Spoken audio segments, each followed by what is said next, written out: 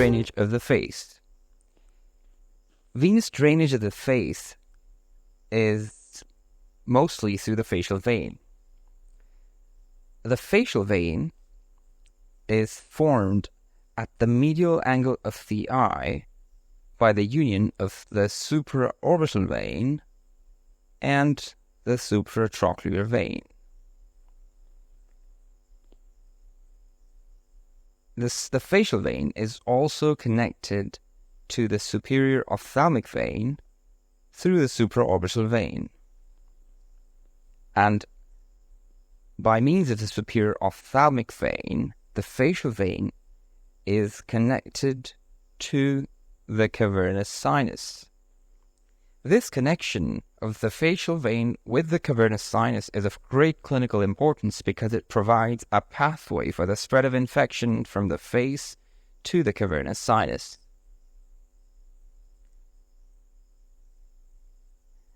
Next, the facial vein is also connected to the pterygoid venous plexus through the deep facial vein. The facial vein receives tributaries that correspond to the branches of the facial artery. So the first is the angular vein, then the lateral nasal vein, and then the superior labial vein, the inferior labial vein, and finally the submental vein. Now, we'll move to the diagram and trace the facial vein for a better understanding.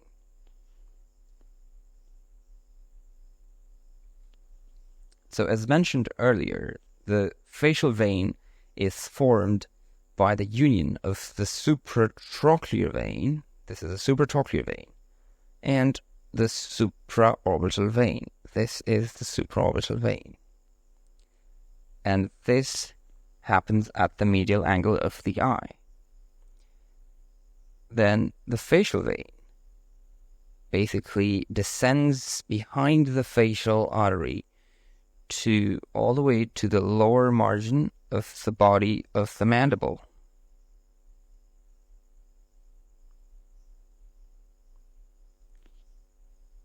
It crosses superficial to the submandibular gland and is joined by the anterior division of the retromandibular vein at this point. And the facial vein finally ends or drains into the internal jugular vein. Now we'll also trace the tributaries of the facial vein. So this is the angular vein, this is the lateral nasal vein, this is the superior labial vein, and this is the inferior labial vein, and finally this is the submental vein.